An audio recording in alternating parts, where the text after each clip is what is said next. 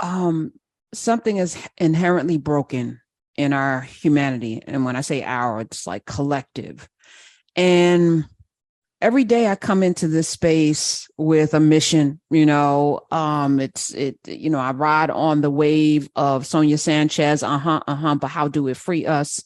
I ride that wave every day because freedom is the destination, right? Freedom's the destination. But what does that look like when you are in a world where things, where the and I don't want to get into good and evil because I think it's not necessarily good and evil as things are not in balance, right? So you have basically toddlers making decisions for the rest of us. And those with the wisdom take a back seat or they allow the toddlers to send us over the cliff, right? And I feel like, Dr. Carr says this, we are the world's grandparents. Well, we need to get into step into our purpose and our role as grandparents and take control of the situation. This is not right, this world that we're in right now, because we are not right. So I want to have a conversation today with somebody who obviously has thought very deeply about this, because as have read his book now, a book that I had never read before, and I've been transformed by these words. And I have it in my Kindle. Some of y'all have it physically. However you get it. I know he's thought about this because you can't write a book like this without having these deep conversations with yourself. So let me welcome, he's so many things: award-winning novelist, author, teacher, humanitarian, philanthropist of his soul. Let me welcome to the show, Dr. Daniel Black, the author of The Coming and many other books. Hi. Hello there. How are you? I'm, you know what? I'm so much better having been in community with you. Wow. So It's, thank it's you. really my honor. I mean, I've been listening to you for so long and have gotten so enlightened and have gotten so much insight from you and Dr. Carr. And I feel like I have just grown exponentially. So being on here is like a little piece of heaven. All right. I received that because I'm going to receive it. But even as I was preparing for the show, both last week when you came into office hours with Dr. Carr, because I'm like, I had to finish this book so we can, I got to, and then I was like, let me dip out because I don't even want to be involved because I don't feel worthy. Do you know, like I haven't, it's interesting. So I read this book called The Middle Passage, right? They call it a classic. It's in the canon, right? The Coming, if I didn't know, you know what I'm saying? Because I was like, I was going to recommend The Middle Passage to people because, it's got all of the elements, Right. but this Right. was rooted in something supernatural. So before we get into the things that I really want to talk to you about, what unlocked the words that we all read, those of us in Nubia, what unlocked that for you? When did you know that you could produce this? Dr. Hunter, I asked for an ancestral offering to a people. I asked the ancestors, what could I give Black people that could make a difference in terms of how we see ourselves, how we know ourselves, how we understand ourselves, how we understand our power, how we understand our history, how we understand who we truly, truly are. And the ancestors took me to the water. They took me to the water. And they took me to the water really because the beginning of what it means to be Black in the diaspora starts in the water. It does not start on the land, it starts in the water. Africans became African Americans in the middle of the water,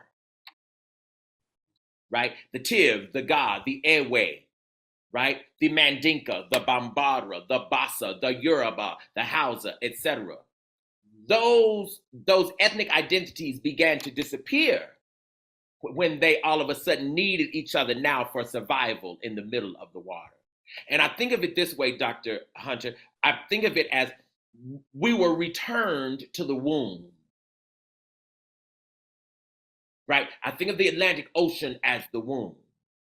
And we were returned to the womb to be born again, literally and metaphorically, for a new age, right? And for a new time. And the ancestors suggested that I write about the Middle Passage and Dr. Hunter for, I think, 3 reasons. One of those is I have been studying the Middle Passage for some 15, 20 years. I started reading and studying about the Middle Passage when I was in graduate school with Dr. Carr. And I was reading maritime history. I was reading slave narratives. I was reading diaries of enslaved people, et cetera, et cetera. And I was just absolutely fascinated that African people could make that journey across the water and live. Because when I started reading details, it should have destroyed anybody. It should have destroyed anybody. And that suggested to me that there was something extra human about these people. There was something particularly spiritual about these people, or they knew something about water. Right. All right. So don't call me Dr. Hunter, because I did not do the work. Okay. Yes, so let me just, and every time you do it, I'm like, my shoulders do this, because I'm like, I ain't do the work. Dr. Black, I ain't do the work, Dr. My sister, Karen. Okay. Thank you. Just Karen. Yes, just Karen, because there's something to that too, right? To putting in the work. Yes, ma'am. What made you want to study that? Because it's hard. It's hard reading. So let me just say for everybody, and I'm struggling through, like initially when Dr. Carr assigned it, I was like, I just went through, couldn't finish Emancipation. Right. Y'all gonna take me to the holes of a ship and all of the horrors in this? Come on. I was resisting it because my spirit is like, I need joy moving forward. But being in that hold, being next to all of the things that you laid out, reminded me not just of the survival, but that we have a purpose here. And it wasn't African-Americanness that was formed in the holes of those ships. It was Blackness. Yes. It was oneness. Yes. It was wholeness, actually. Yes. And so as I'm reading it, I'm like, okay. Yes. What made you want to study this? Because I saw Black children falling apart. I saw Black children destroying each other. I teach at Clark Atlanta University, and this is my 30th year on faculty. What? Come on through. Don't crack. Ma'am. Yes, ma'am. This is my 30th year on faculty. And I have, in the last several years, I have seen disunity in the Black community in ways that must make our ancestors cringe. And so I said, what are we missing? What are we missing? And what I realized, Professor, that we're missing is we have missed the cost of Blackness. We have missed how expensive Black life is. We have absolutely underassessed how much somebody paid for this flesh. And so I wrote The Coming because I wanted to demonstrate just how expensive Black life was and is. I wanted to a new generation to tell them, you have cost more than all the dollars in the world combined. And if a people ever get clear about that, we'll stop treating ourselves cheaply.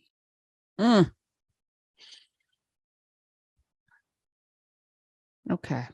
So I've said on these airwaves that we are the descendants of those who didn't openly resist. And that's not accurate. But what I was looking at is on those plantations, yes, there were uprisings here or there, but those of us that are here, somebody made a decision to not do what the young lady did, one of the last of the 30.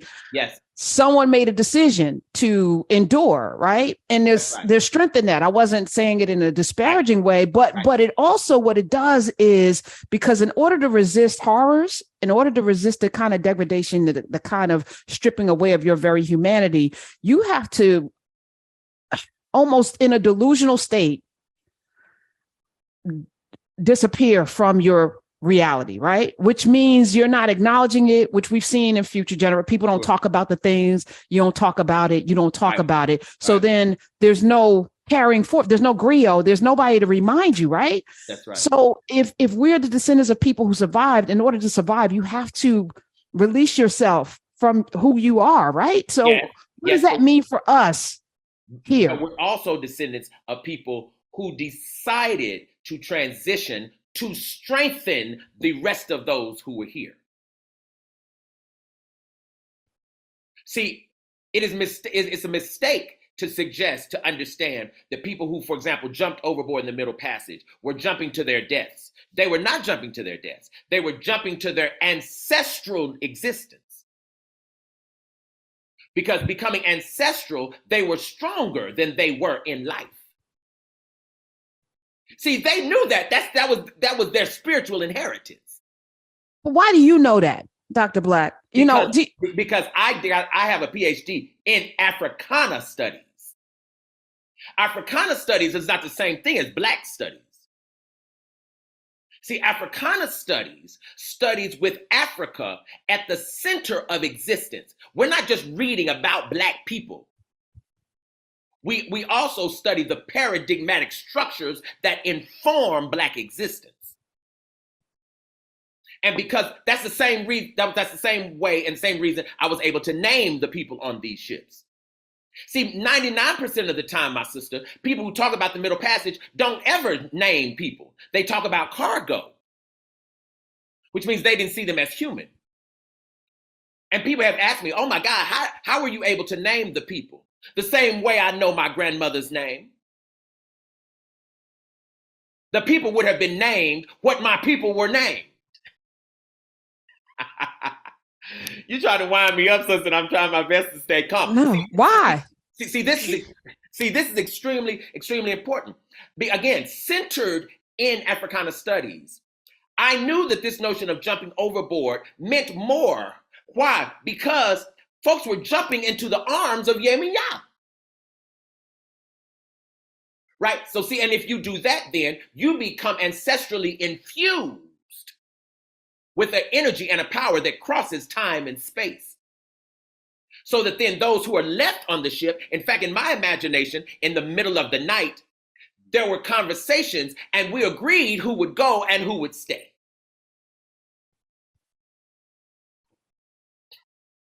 That's a deep thing, but nobody studies that as part of the Middle Passage reality because people are studying it as a result of what white people did to us. That's different than studying how Black people schemed and structured our own survival. So we're in an era where, you know, I've been committed to us remembering. Yes. Like yes. The gathering, the remembering. Yes. As I'm reading this, I was like, wow, you know, it's all right there. Yeah. Unfortunately, you know, Dr. Black, and we're talking with Dr. Daniel Black, and we're talking about his book, The Coming, even though he has a book that's coming that we're going to talk about as well, and many others. As we sit here, you know, this book is not in everybody's library. This conversation is not being heard by the people who you know, and if you're on the campus of Clark Atlanta, you're also dealing with somebody who wants to go and get an education. That's you're right. Not dealing with the kids we saw in The Wire, right? You know, who may, you know, right now watching BMF or Godfather. I'm watching all of these glorifications of our gangster behavior, right? Snowfall, you know, I'm rooting for Franklin, right? You know, and I love P Valley and Cardi B and all, you know, like, but those are the people who are center for us. Those are the folk that are elevated. Beyonce's in Dubai, you know. Right. Dubai. There's so many things to be said about that. Yeah, right. You know, but this is not a household conversation.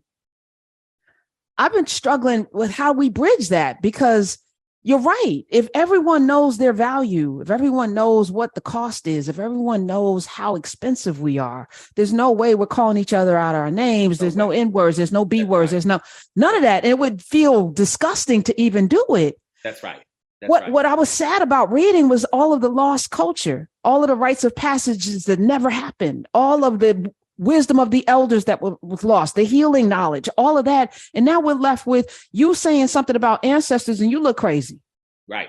But see, what we have to do is, and you're right, this book may not be a household name, but it's about to be a village name. And see, that's important because see, the minute we use that metaphor, a household name, see, once again, subconsciously, we're in a Western paradigmatic structure. Right? And see, what I do is, yes, I share this book on college campuses, absolutely. But I also share it with just as many Black churches. See, I take it to the people, right?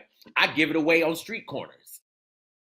I absolutely do. I've probably given 50 copies of this book away that I've written. And people say, well, how do you make any money, if you're giving the book away? Because I didn't write the book for economic gain.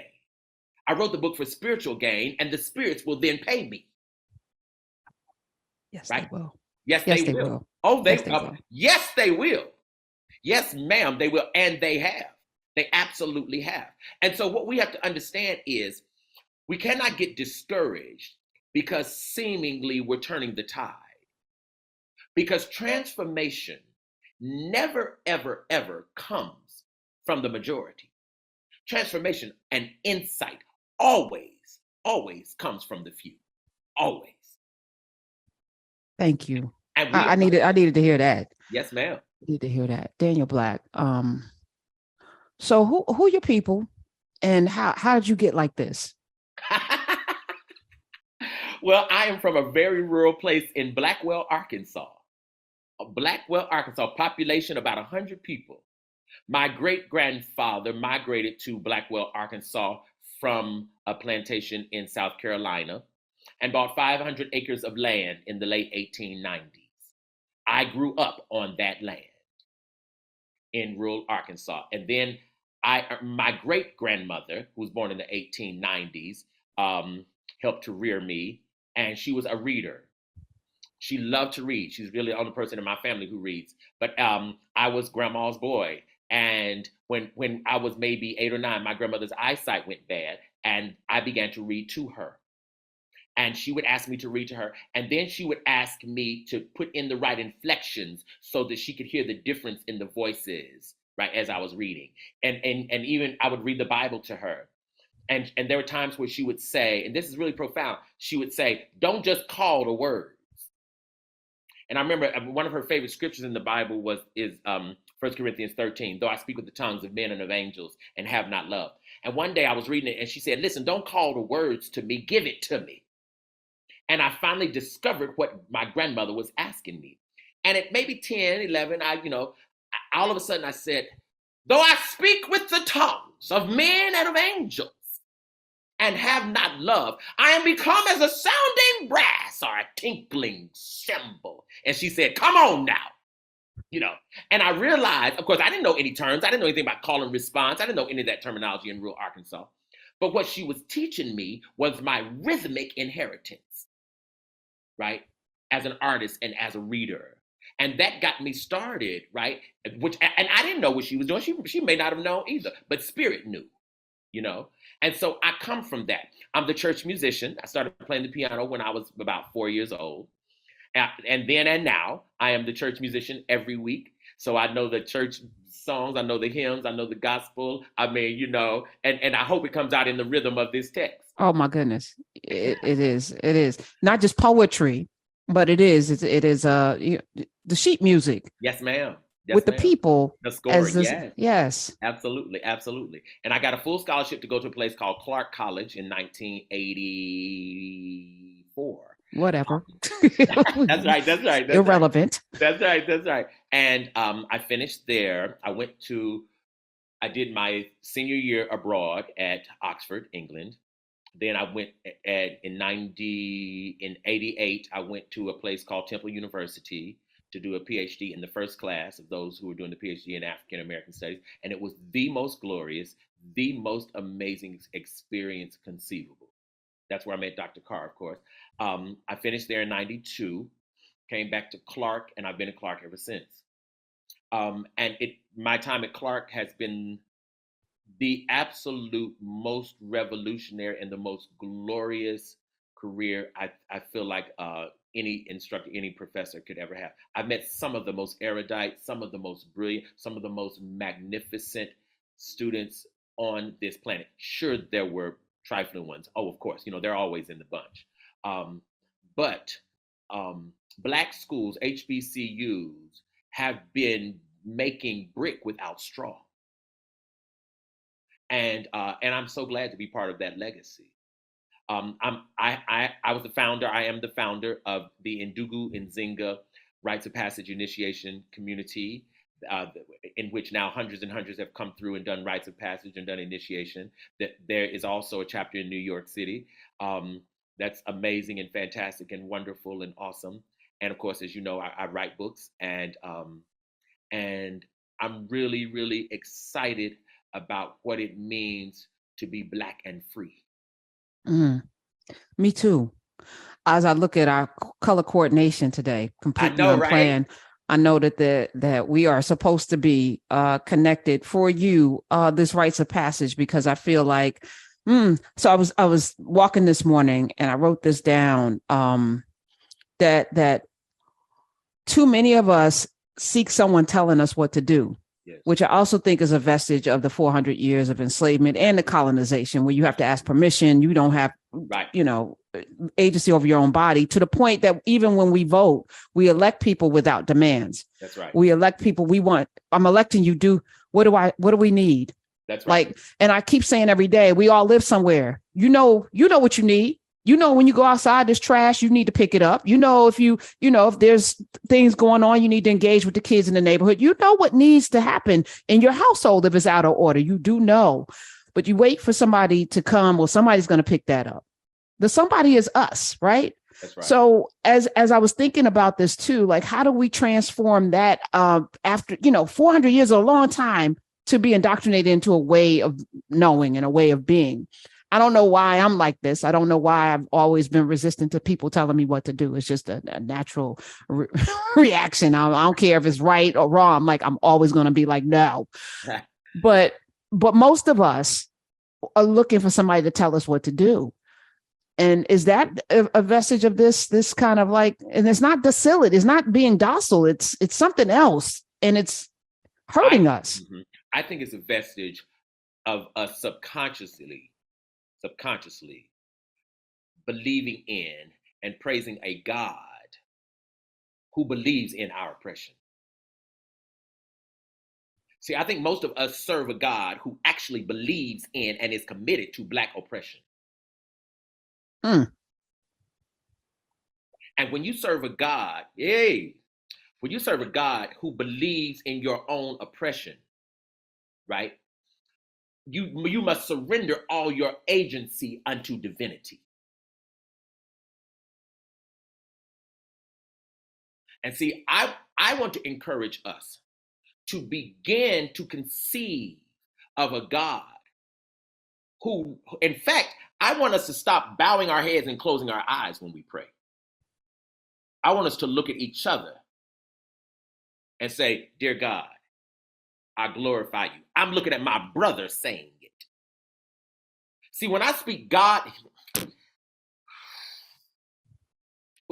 Karen Hunter, when I speak God as I'm looking into the eyes of my sister, then divinity starts looking Black to me. When divinity looks Black to me, then I won't have to ask permission, because the permission giver is Black. That's my soul. That is my spirit.